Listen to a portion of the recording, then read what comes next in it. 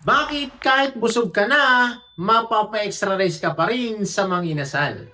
Kasi kung iisipin mo, kanin lang naman yun. Hindi naman kamahalan ng rice, di ba? Pero bakit pag naririnig mong only rice, parang ayaw mong tigilan ng pagkain? At eto pa yung nakakatawa. Minsan, okay ka na talaga. Busog ka na. Pero mapapa-extra rice ka pa rin. Napapansin mo ba yun? Parang iba yung satisfaction kapag feeling mo sulit yung binayad mo. Kahit minsan, hindi mo naman talaga kayang ubusin. At kung iisipin mo, hindi lang pala pagkain yung binebenta nila. Pati yung pakiramdam na panalo ka. Yung feeling na hindi ka lugi.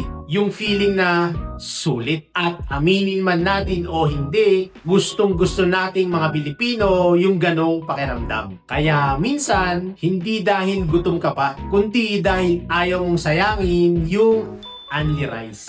Minsan, hindi mo napapansin, pero mas nai-enjoy nating gumastos kapag feeling natin mas marami tayong nakukuha. Kaya sobrang tumatak yung only rice ng Mang Inasal. Hindi dahil mahal yung rice, kundi dahil sobrang satisfying nung experience. At doon sila naging memorable sa mga tao. Hindi lang yung chicken ang naaalala ng tao, kundi yung sulit na only rice. Ikaw, ilang extra rice na ang pinakamarami mong nakain sa Mang Inasal? Please type sa comment section below. If you want more videos like this, follow for more.